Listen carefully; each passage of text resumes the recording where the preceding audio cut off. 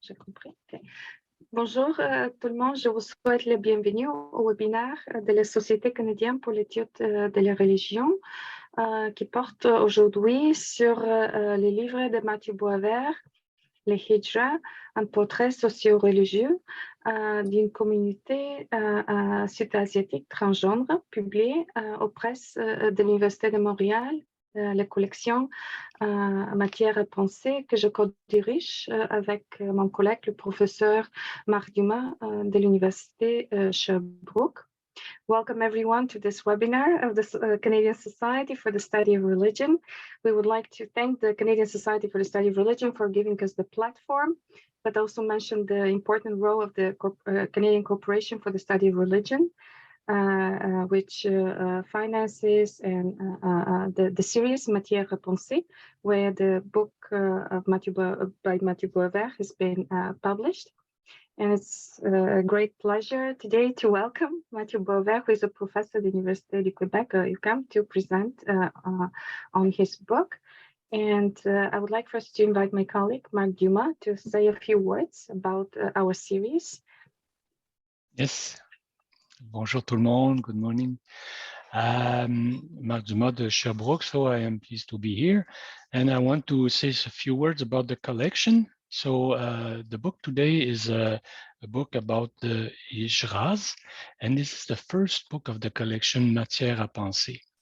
So la collection Matière à penser existe depuis 2017 environ, et elle est dédiée aux chercheurs en sciences des religions ou en théologie qui s'intéressent à des phénomènes religieux au Canada, mais aussi à travers le monde. Là, ici, on a une recherche qui a été menée par Mathieu Boisvert et qui s'est intéressé à un phénomène en Asie du Sud-Est.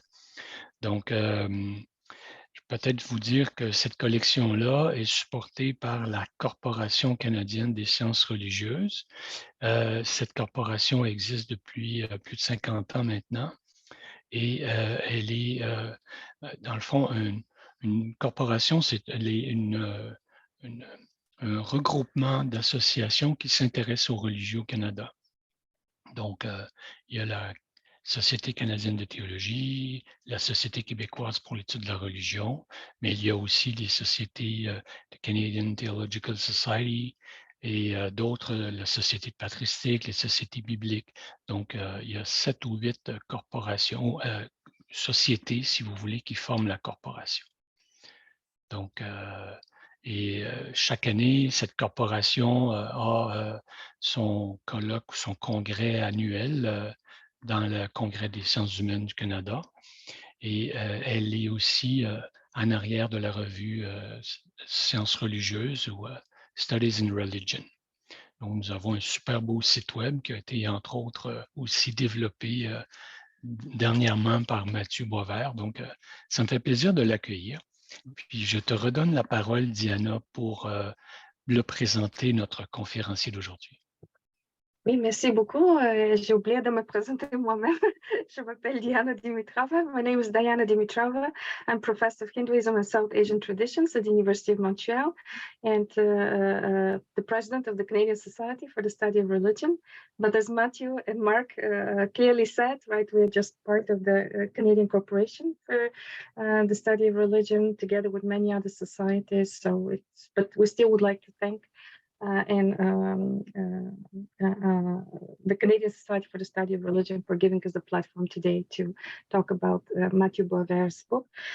Mathieu Boisvert is a professor at the University of Quebec at UQAM, and he has published numerous articles and publications on Hindu asceticism, on Buddhist studies, and as Mark said, also his book on the Hijra, a very important third gender community in South Asia, has been a great success, and it's also the first book in our series. Mathieu has taught many courses in Hinduism, Buddhism, Sikhism, right, at the University of Quebec at UQAM. And he's also the director of the Center for the Study of South Asia and its diaspora, which is based at the University of Quebec at UQAM. And he's now also the director of the newly founded journal, hijras. We changed the name, Mathieu. Yes, La revue interdisciplinaire d'études sur les éditions. Exactly. Yeah, so if you have publications that deal with South Asia, please do not hesitate, to contact Matthew, to consider for publication in the journal.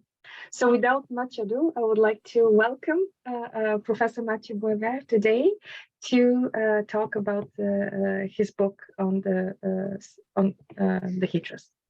Thank you very much, Diana. Thank you, Marc. It's an honor to have this platform today. Si vous permettez, je vais faire essentiellement ma présentation en anglais, puisque le livre a été rédigé en français, parce que pour moi, c'est une façon également de faire connaître ou de transmettre un petit peu le matériel qui a été publié en français à un public qui est peut-être plus anglophone. I was thinking how to present. It's always difficult to summarize a book and which angle we're going to take to make this presentation. But I think it's important just to talk very briefly about my academic parcours. I did my PhD more in philology, studying Sanskrit and Pali language. So I was much more in textual studies. And then maybe 10 years later, after I was hired at UQAM, I was more interested in anthropology, and I worked for many years on Hindu ascetics and on pilgrimage in India as well. And this, I think, was really important in the way I approached hijras. Hijras are a transgender community that we find in South Asia, and here I would talk more about the hijra community in Mumbai. It was very influential. My parcours, if I may say, was influential in the sense that I had some knowledge about text, about certain concepts in Vedic or in Indian literature. And one of the concepts I think that came very, that is very much present in my interpretation, my understanding of the hijra community is that of samskar. Samskar is usually translated as rite of passage. Okay, and within the Brahmana or in Vedic literature, there's a list of official samskar that one has to go through. But these are mainly samskar or rituals that are assigned to men, like Upanayan or the ritual of initiation. Of course, it also includes wedding and death or funerals or death rituals related to cremation and all. But if we look at the etymology of the word samskar, it means to make together, sam and kar. Okay? In French, we would say confectionner, to make together. And the word confectionner is very important because it's, in a sense, it's molding, and it's molding one's body and one's mind. And to me, the Vedic samskar and also the rite of passage the rites of passage rather that we find in contemporary India are molding the individual. And as I said, most of these rites of passage, at least those that are discussed in text, are related to men.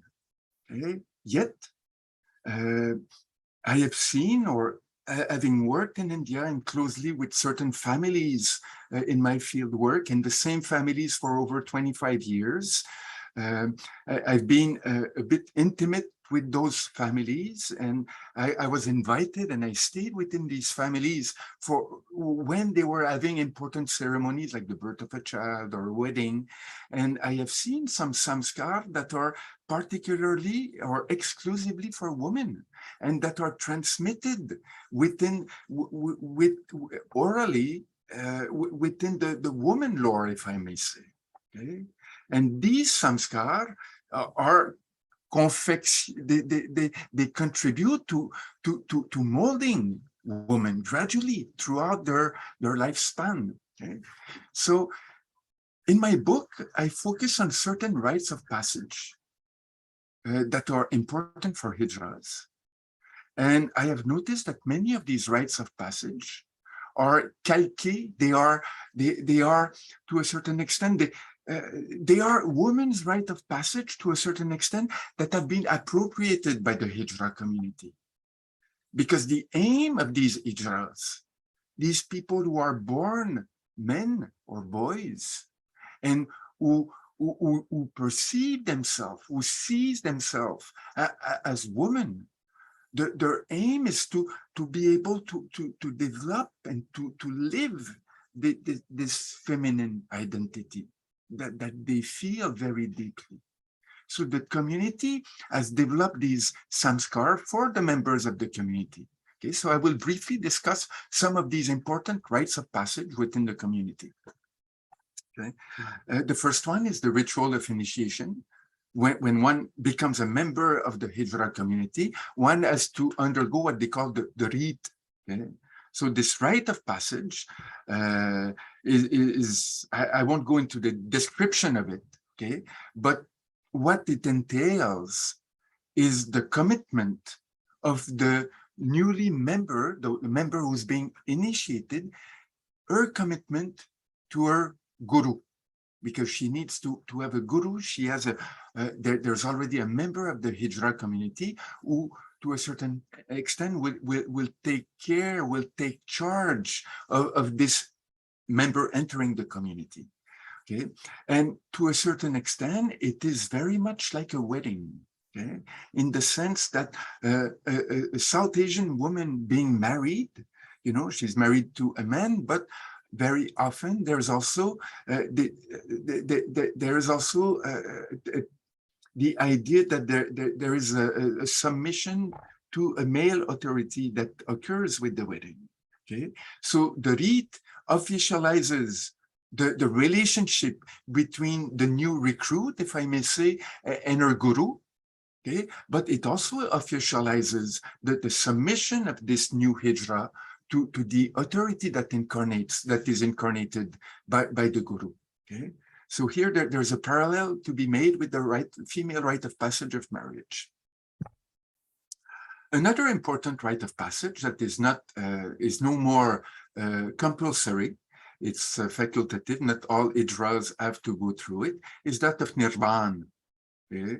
And nirvan, what it entails is a castration. And usually the rite of passage, this castration, is being done at home within a hijra household, and it is performed by the dai. Traditionally, the dai is the wife of the barber, who is also the midwife, usually. Okay?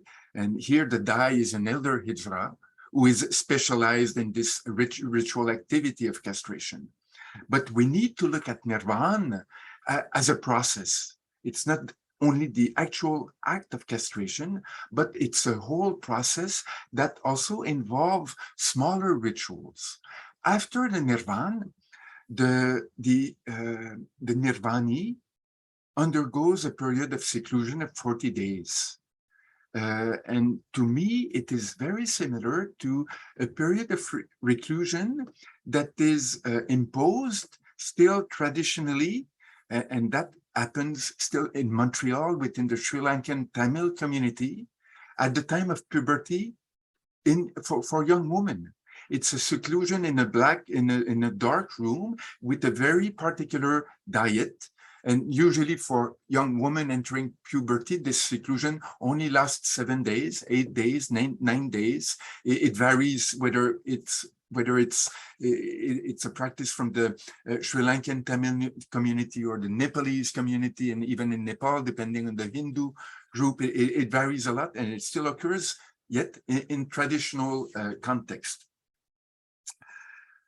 So there's a parallel here with the first menses of women, because when nirvana occurs, of course, and especially when it occurs at home, there's a lot of blood that is being lost by the nirvani, by the hijra. And traditionally, it is seen as a good sign, because one needs to lose all of his or her masculine blood in order to be replaced. That's what my respondent said, to be replaced by feminine blood. Okay. Now, other parallels could also be done here, or some other authors who have worked in the hijra community, like Serenananda, make a parallel here with the period of seclusion of 40 days that occurs after a woman gives birth. Okay, there is a period of impurity where the woman needs to be kept aloof for a certain time, or for a period of 40 days. But to me, it is more related to puberty, because when this period of 40 days ends within the hijra community, there's a big celebration called God Barai. And God Barai in North India is a kind of shower, or how would you say, you know, when a woman gets pregnant, okay, in India, in the 5th month of pregnancy, there's a celebration where women of the family, women from the neighborhood, gather and offer gift and blessing to this pregnant woman. Okay? So after the 40-day period, there is this God Barai, where members of the hijra community come, gather around this nirvani, you know, like she has acquired a new status within the community. Okay.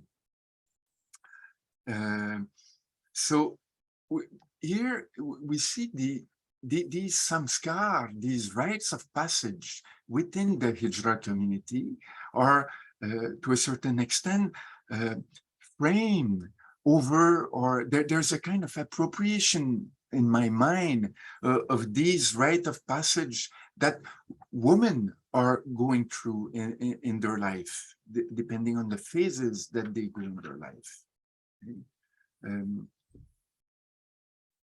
So that's one of the elements I put forth in my book.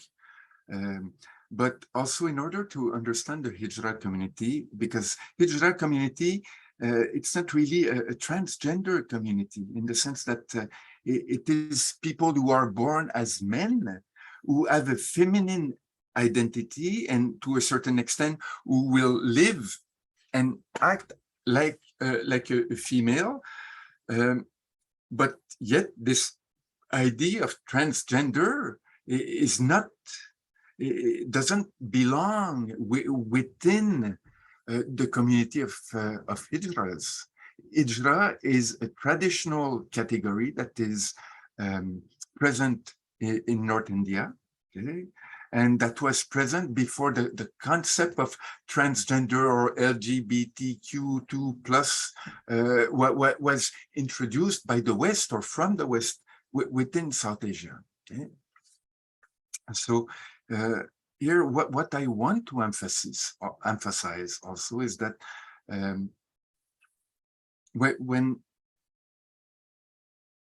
before one enters into the hijra community, and here I have interviewed about 26 respondents, most of them in Mumbai, or all of them in Mumbai and Pune, so all from Maharashtra. But in their life stories, their life narratives, they all have a very similar story, in the sense that from a very, very early age, around 5 or 6 years old, they had this feminine identity. They were much more comfortable playing with women than with boys. And in India, we have this homosociality that is very much present. You know, girls play with girls and boys play with boys, even more so after puberty. Okay? And these, or my respondent, after puberty, they were much more ostracized by their peers, their male peers at school, and even within their family. They were put aside, and they were looked down upon because they didn't fit this image of a boy or a young teenage male that is usually prevalent in North India. And also, usually they would not be attracted towards men, and they would not like either to be married. So that goes against also this importance of marriage that is very much present in India. importance because there is this also patrilocality. I don't know if we say that in English. Yeah, where when a woman marries, usually she goes and live with the husband family. So it's important for parents to have also female, to have boys, because the boys will remain within the family and eventually take the job of the father within a traditional context, of course, you know, and take care of the parents afterwards. Okay.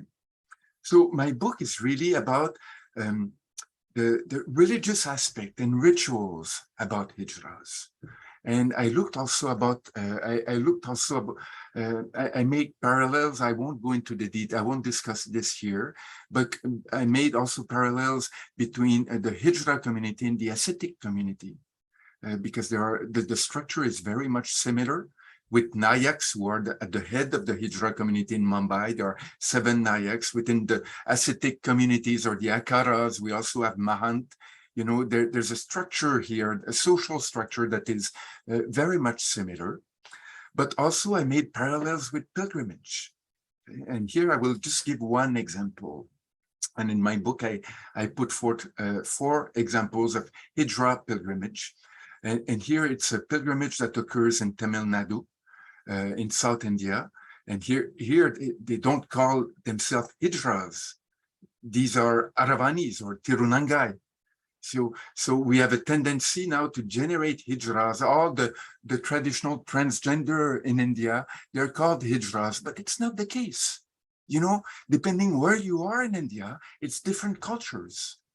It's different ways of living this traditional transgender life within a specific South Asian regions, whether it is in Pakistan, in Bangladesh, in Nepal, in Tamil Nadu, in Punjab, or in West Bengal. So in Tamil Nadu, Tirunangai or Aravanis, rather, once a year they meet at the temple of Aravan. Okay? I don't know. I think Chris probably knows who Aravan is. No? He's one of the heroes of the Mahabharata. In order to end the war between the Pandavas and the Kauravas, there was a need of a human sacrifice, and nobody wanted to sacrifice himself, herself. And Aravan said, maybe under one condition I would go for it. If I can enjoy the bliss of marriage before I am put to death. He wanted to have sex, you know, and be married within a proper context before being sacrificed. Okay, so no woman agreed to get married to Aravan in order to become a widow the next day. So the condition was not met. So Vishnu, the preserver of humanities, incarnated himself in female form as Mohini, got married with Aravan. The next day, Aravan was put to death, and the war ended. There is one temple of Aravan that I know in the whole of India. It's in a very small village in Tamil Nadu. Okay? And what occurs then is quite spectacular. It's a pilgrimage that maybe brings together 10,000 people. Most of them come in family, and you've got Tirunangai, Aravanis coming there, okay? And it lasts for 3 days. On the first night, there's a beauty contest for Tirunangai. They sing, they dance, they recite poems, and they elect Miss Aravani, the most beautiful, a bit like Miss India, Miss Universe. It's the same idea, okay? The next night, it's at the temple, and every Aravanis get married by the priest of the temple to Aravan, okay, in the temple. And after the wedding is accomplished, after it is officialized by the priest, then each Aravani go into the field. We are in rural Tamil Nadu, and then they will meet their Aravan. Okay? They will meet men who have come to Kuvagam, to the village where the temple is located, and they will enjoy the bliss of marriage together for the night. Okay. And the next day, each Aravanis would go on the main place, la place principale du village. They would break their bangles, their wedding, these are bracelets, wedding bracelet. They would tear their Mangal Sutra. They would weep and weep. And each of them is truly, I felt that they were overcome with grief. Okay? What's interesting here? Okay? We have a ritual. We have a pilgrimage. It is a rite. And there's always an articulation between ritual and a myth. Okay? Any rites, any ritual gets its signification, its meaning from mythology. So this ritual here also is a kind of reenactment of a mythical scene. Okay? And what is this reenactment? Who are the main actors here? It is the Aravanis. Which personage do they enact? They embody Mohini, they embody Vishnu. So this pilgrimage, this performance allows for a social legitimation of their status, a kind of justification, sacred justification of their status. So it's extremely powerful. And we have something similar with other pilgrimage that, like in Gujarat with Baucharamata, in Karnataka at the Yelama Mandir in Saundatti, and also in Ajmer at the Dargah in Ajmer, okay, within a Muslim context. Okay, and all these performances are articulating a different. Like it's all a ritual, but that is connected to different mythologies, but that always give a justification, a legitimation to this particular status of hijras, of Aravanis, of Tirunangas, or Juktis or Joktas. Okay, a justification that is very important. Okay? Because it's important also to underline that the normal status of hijras, Tirunangai, is very difficult. You know, these are people that are cast aside in society. They are ostracized. And when I collected data with my respondent, it was not mind-blowing. It was devastating to hear their life narratives, what they went through when they were kids, with their family, with their peers, and after when they entered the hijra community. You know, because most of their livelihood, it's either a benediction, you know, that they give at weddings, that they give at birth, or sex work. That is their main source of incomes, you know, and they are under the authority of a guru. Usually, often the guru takes care of them, you know, like a child, like a spouse. But often also the guru is not necessarily a good guru. You know, there is abuse. There is. And also the hijra community, I don't want to present it only in a bright way. It is really a kind of mafia in Mumbai, you know, that controls district of, like prostitution district, you know, that control also neighborhoods for badai, for benedictions, whether it is at the wedding or at the birth of a child. So everything is very nuanced. But my primary interest here was to see how, you know, by their rites of passage and also by pilgrimage, how they used religion in order to mold themselves both psychologically and bodily gradually into more and more into a female body, without never being able to reach the Indian ideal of femininity, traditional Indian ideal of femininity, that is giving birth. And in that sense, it is very sad. So if I may, I'll conclude here and leave room for discussion. Thank you very much. Thank you very much, Mathieu, for this presentation.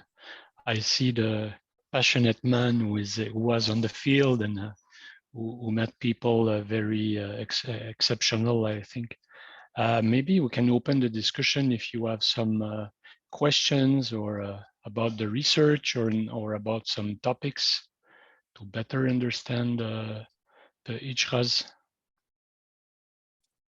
I see that Chris has a question. Thank you so much, Matthew, for this wonderful presentation. Yeah. Go ahead, Chris. Thank you, Mathieu. I sort of have two questions. One is very practical and sort of simple, and the other is a little more complex. But the simple question is about the Nirban ceremony, and I'm just curious about the mechanics of anesthetization, or just about how they managed to get through that process. That's kind of a morbid curiosity that I have. But the other question is really about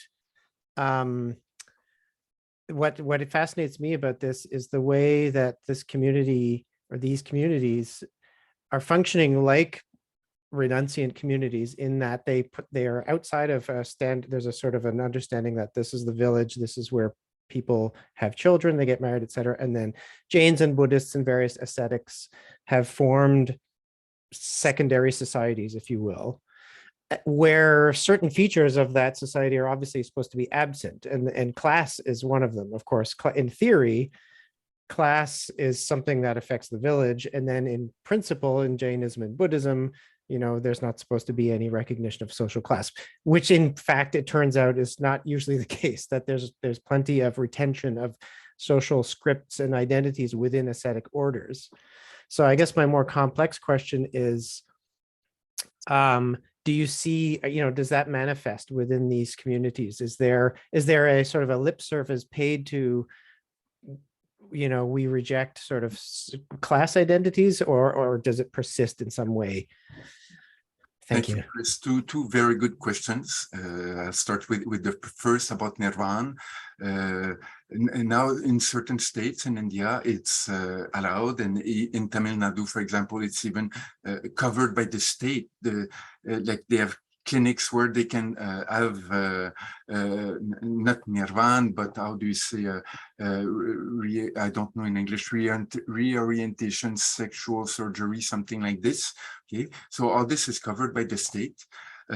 But some of my respondents in Mumbai add Nirvan within at home, and there's a kind of ordali that is present, because your life is at risk. Okay? And I mentioned Bauchara Mata, divinity that is very important in Gujarat, and she's the deity of castrations. In the sense that she's the one who protects hijras undergoing Nirvan.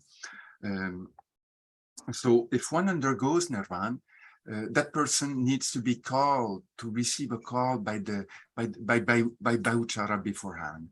And she needs to visit Bauchara either before Nirvan or afterwards to pay respect. Okay. So that is always done, but also some will in Maharashtra, some will still go out of state in a clinic in order to be nirvanized. Okay, but one of my respondents said, no, I want to have it at home, because this is the real thing. This is how it should be done with the dye. And her guru said, no. Unless you do it in a clinic, I won't let you go. I won't let you undergo this, because it's too risky. So that's, you've got many figures. That's a case of a guru that was very attached to her disciple, to her shishya, So it's important to see that also. Okay? And there's a possibility of going to clinics, still having it at home. So the hijra community is changing very rapidly. Okay? Especially since 2014, where the Supreme Court of India recognized as a third sex, okay? Since 2018, where homosexuality was decriminalized in India. Okay? And if I may here try to answer your second questions, also hijras are very much like ascetics in popular imaginary, in the sense that they are non-procreative individuals. Okay, so by this non-procreation, not necessarily celibacy like ascetics should be, in theory at least, they are seen as having special powers. Okay? So there's a lot of magical religious practices in both worlds, in ascetic communities and with hijras as well. But in regards to caste and class, that's very interesting, because within the hijra community, you have people coming from the Muslim, from Muslim backgrounds, from Hindu, from Sikh, from Christians background. So it's very diverse in terms of religious backgrounds, but also in terms of caste and class belonging. Okay? But in the West, we tend to see varnas and jatis as static categories. And it's important to see that within India, these categories are constantly changing, and there is possibility of mobilities, whether we call it Sanskritization or other thing, okay? So I think we need to approach also the hijra community and this notion of varna and jatis within the hijra community with this open mind, and try to see how these notions can express or be expressed or find type of expressions within that or these communities. And like in Mumbai, to a certain extent, because that's where most of my field work occur, we have 7 gharanas, 7 hijras communities, and within each of these gharanas, we have different households. And these also, like these gharanas, can be seen to a certain extent as jatis. To a certain extent, with a lot, we need to be flexible. There is competition between these gharanas. These gharanas have a kind of are associated with certain districts, but also with specific performance. Okay, but within the different households, within one single gharanas, we have households that would be exclusively devoted to sex work, and others exclusively to badai. Okay? And even within households, there are different categories. There are distinctions between nirvanis and akvas, the non-nirvanis. Okay? Nirvanis are the only hijras who could officially, okay, perform badai, perform benediction. Yet the akvas, the non-nirvanis, are the only one who could perform within a hijra household the rituals, because those who have been castrated are not seen fit to perform these religious rituals, whether they are Muslim or of Muslim origin or of Hindu origin. Okay? So I think here more work would need to be done on the hijra community on these notion of caste or varna and jati. I have not explored this, but it's I think it would be something that would be quite interesting to do in future research. Okay, thank you. Thank you so much. Yeah, there's a question, Elsa. Yes, if nobody else will ask one, I will. I apologize. Hijras and Hinduism, and actually South Asia is not my specialty, so I don't know if but I'm actually studying North American Buddhism and lived Buddhism, and so I was really inspired by what you said at the very end, how your book was interested in understanding how the hijras used religion in order to mold themselves, I think you said psychologically and bodily, as into a woman, right? And into this traditional Indian way of being a woman. And I'm wondering if you could give us some more examples as to how they might do that? I know you gave us the example of the Aravani, which I believe is a way to then, legitimize their being transgender and women. Yes, yeah, okay. Thank you very much, Asa, Yeah. to give me the opportunity to give more detail on this. Good. Okay. It's the notion of samskar that I taught at the beginning also. It's about confectionner, it's about molding oneself. And this traditionally within Hinduism, the notion of samskar is associated with the more, with the rites of passage that are put forth within the Hindu tradition, either for men or even for women. Okay? And some of these samskars are associated with rit within the hijra community, with God Barai, that is also intimately tied to the ritual of Nirvan.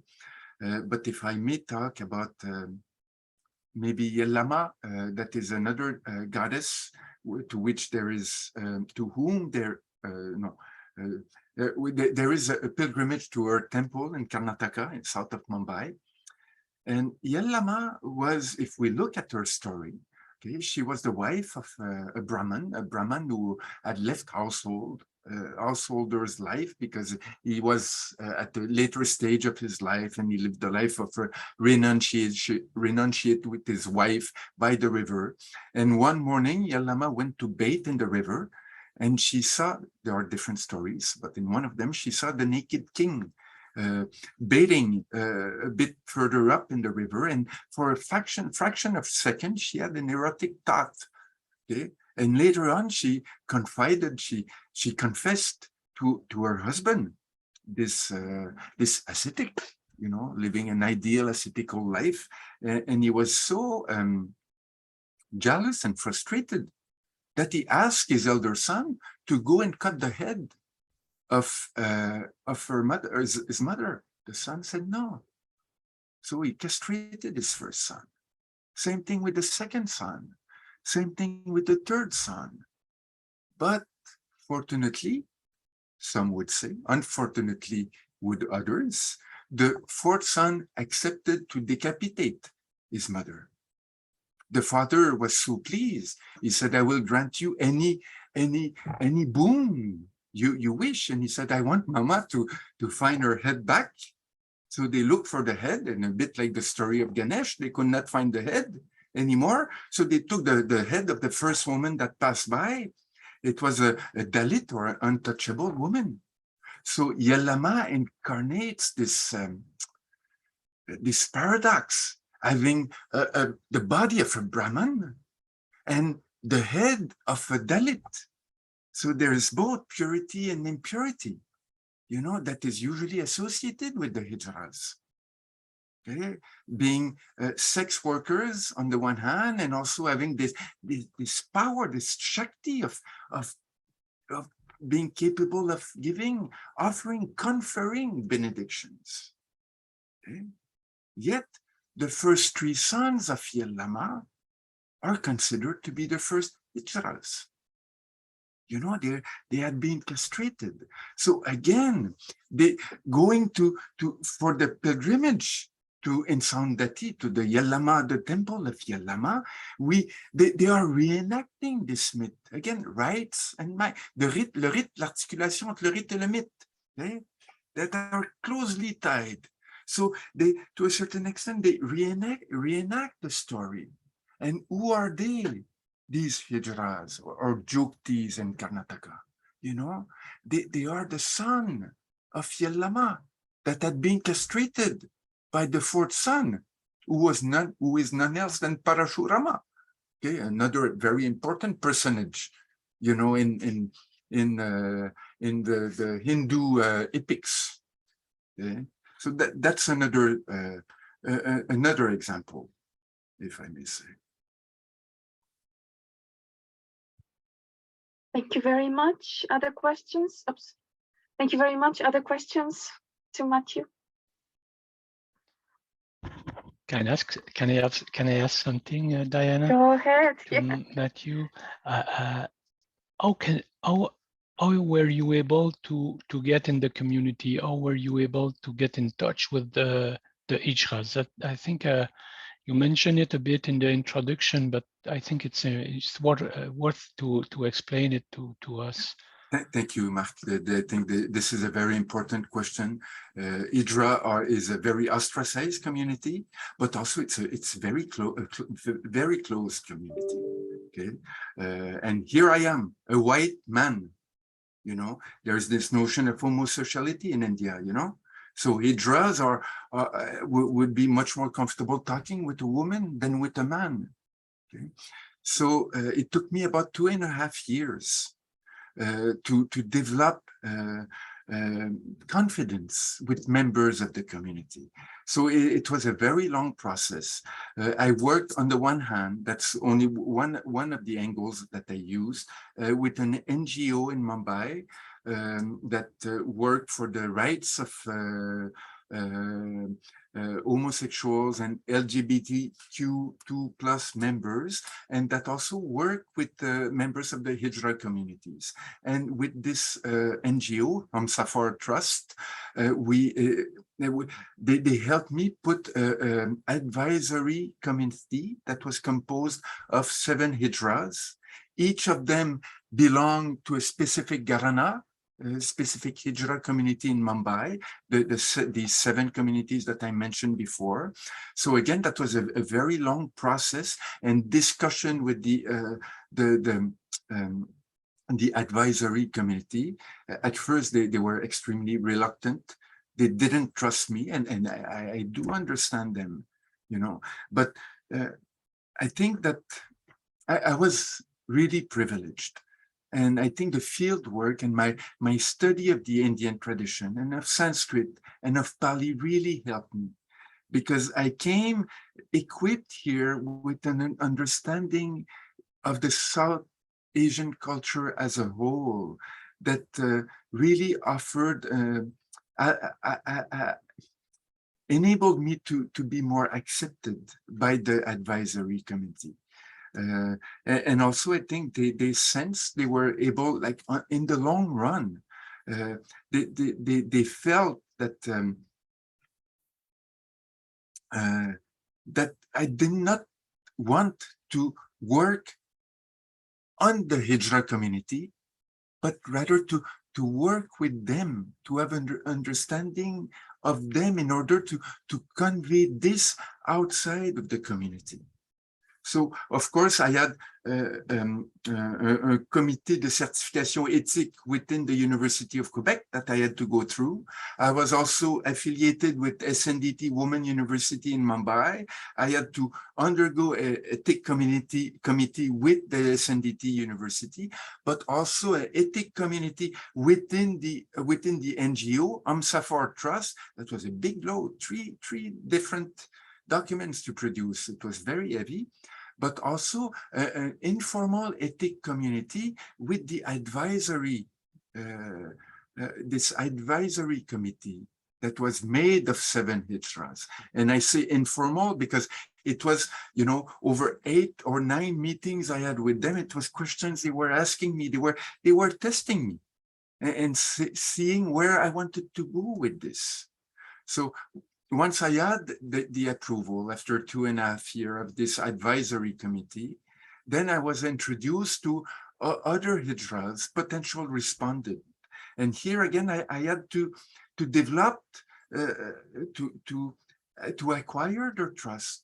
So I had to meet them many times, you know, I'd chai with them, and then eventually being invited at their home to have a meal with them, you know, and I was open with them. I was telling, you know, them what I wanted to do as a Western researcher, that I was involved in a university, and what was the aim of producing this research, and eventually, hopefully, then a book. Okay, and then they said, okay, you know, and they agreed. They had to sign, you know, like to the form, this ethical committee. I'm sorry, the ethical committee form that I had to produce for the University of Quebec, you know, but it's only after a long time with each of my respondents, you know, that I could start really interviewing them, you know, about their life stories, about how they felt when they were going to pilgrimage, why they were going in pilgrimage. So that's one side of the research. But also I went to these places of pilgrimage and I spent many weeks in each of them, you know, whether it is Ajmer, Saundati, or Kuvagam, or the Bauchara temple in Gujarat. Okay? And then I made some observations over there also. So it was it's a research that took about 4 or 5 years before I could come up with results. And also I had my function as professor in Quebec. So very often I would go to India for 2-3 months, you know, be there for 2-3 months, and I had to return home in Quebec to teach and do other administrative duties. So it was not a continuous research that I could lead for a year intensively. So it was difficult, but it proved in the end extremely rewarding. As I was telling you, Mark, just 1 minute and I'll conclude on this, Diana. At the beginning of the session, informally, I was really surprised or touched by the openness of not all, but most of my respondents. You know, many of them told me that they never talk openly about their life stories, either with their families or with their peers within the hijra community. All this was about taboo, how they felt, you know, in the process of becoming hijras, you know, in the first years when they integrated the community. You know, and maybe because I was not Indian, maybe because I was not hijras, this was possible. Was it? I don't know. I'm saying maybe. Many factors are present here. Thank you. Thank you, Mathieu.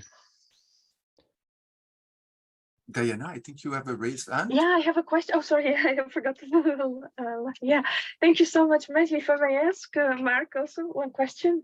Yeah, so I was thinking, you know, you mentioned that several kind of important liberalization laws happened, like in India. And while you were talking to, obviously this was not the topic of your research, but while you talked to the members of the hijra community, did you sense for some maybe critical reflection on their life, on their faith in India? Because I'm thinking if somebody would be transgender here in the West, I mean, not that it's easy, I'm not blind and all that, I'm not saying anything like this, but I could easily imagine someone being a doctor and having his boyfriend or something and just having a normal life, yeah, even though ostracized by some members of the community, it would be possible. Because here we have like gender identity, religious identity that's really intertwined with the profession, with the lifestyle, with the caste, or whatever you call it, Gharana, right? So are there maybe some younger hijras who feel trapped, who don't like it, who maybe watch movies or something and think, well, okay, maybe I wanted to be a doctor. Yeah? I didn't want to be a sex worker or just give benediction. Did anyone confide in you in Yes. terms of like, because you said that the community is rapidly changing, but to what kind of ends, you know, like?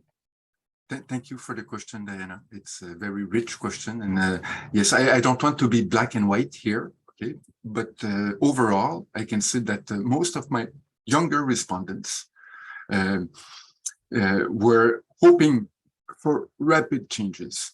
Many of them had dreams. They wanted to be teachers. They wanted to be hairdresser, lawyers. One of them had finished her law degree, okay, but would not be admitted into the barreau, okay, because that was not the place for hijra.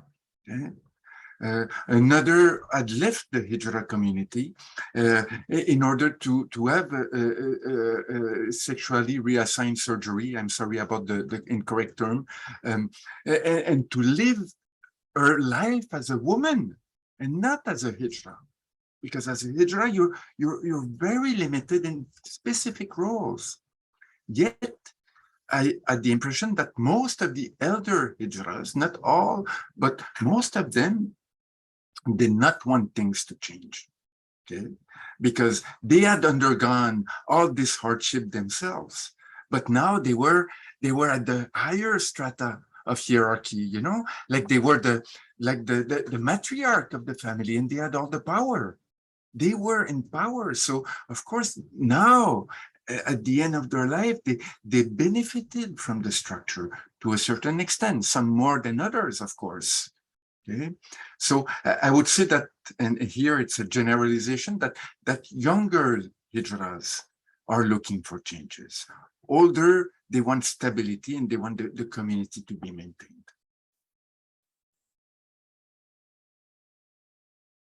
Thank you. And just maybe a naive question, can we as scholars do something about that? Like maybe through publications or articles, or is it too naive to think that?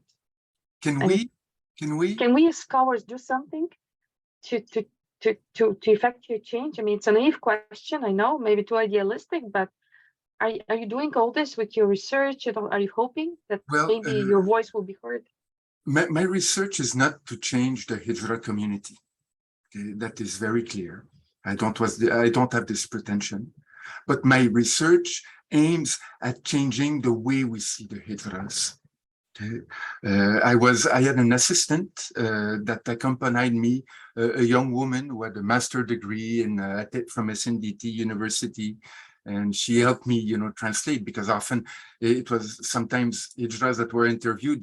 They spoke Telugu, they spoke Kannada, and she spoke 4 Indian languages. And I was very wary at the beginning. I said, this young, educated female, Indian female, how will she be received, and how she will perceive the hijras, you know? And she wrote a piece in the book. Okay, the last chapter is her perception and how the research changed her. And to me, just her involvement and her transformation, the change of her outlook on the hijra community, this is good enough. Because now she is a spokeswoman, a spokesperson for the hijra community. Not that she will only say good things about the hijra, not at all, you know. But she will work to, there's so much stigmatization about them in India, you know, and now she works to break this stigmatization. So I don't want to change the community internally, but I want the society to see these people differently.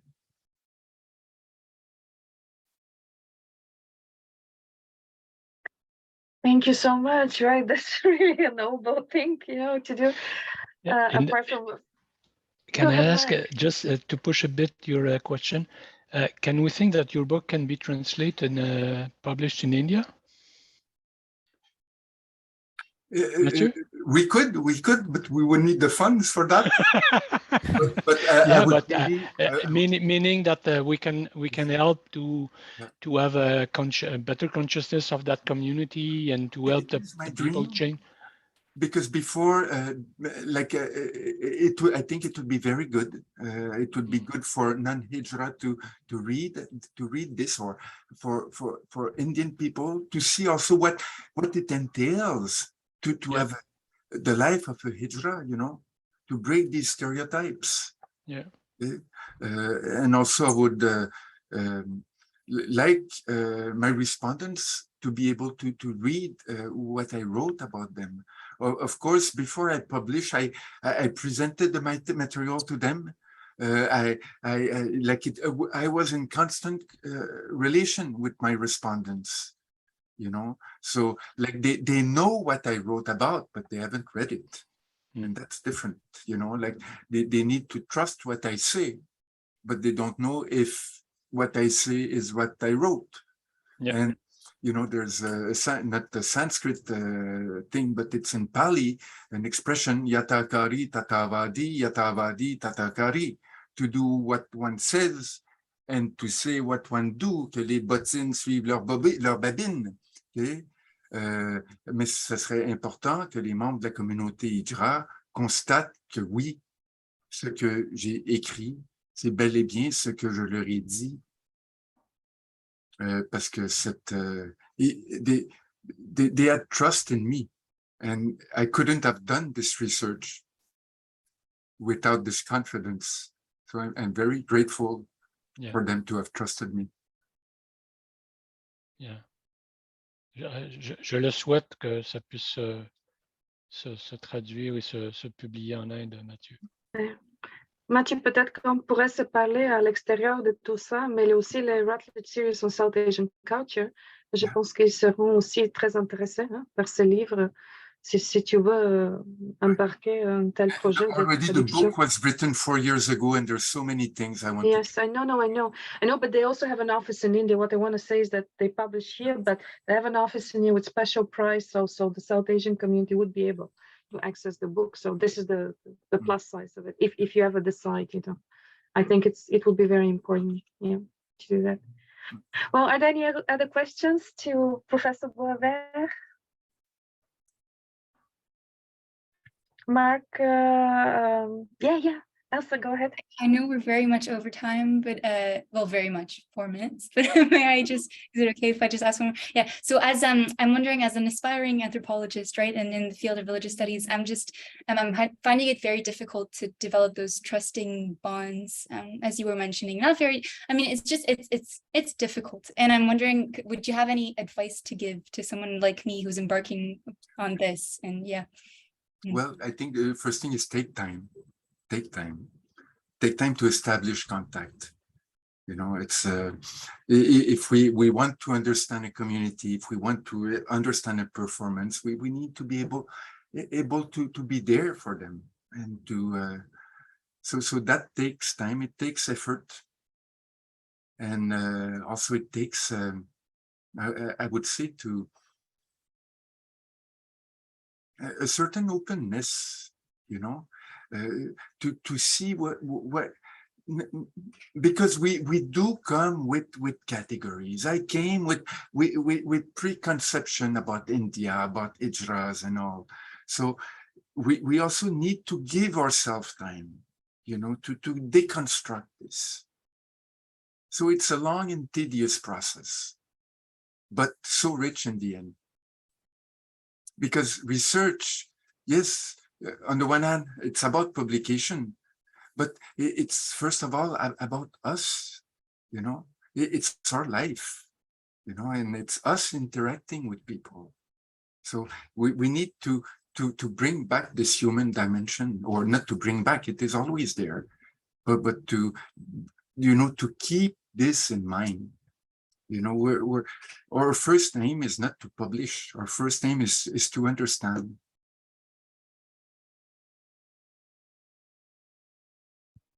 Thank you so much to everyone. Thank you, Mathieu. It was really an honor and privilege to have you present on your book. Thank you for this platform, Mark, Diana. It's truly appreciated. Also, it's for me to, it's a way to revisit my work and to express it differently. So thanks a lot. Thank you. Thank you so much, and I'm sure that many other members, will be watching the seminar, the webinar online. So thank you to all who registered. So time is up. So if there are no further questions, Professor Boisvert, thank you so much to everyone, and thank you to Mark, and to Mathieu for being here with me. Yeah. Thank you, Mathieu. Thanks a lot. Have a good weekend. And As you said, too. East Coast, it's going to be sunny and warm. Enjoy. Enjoy. Thank you. Take care.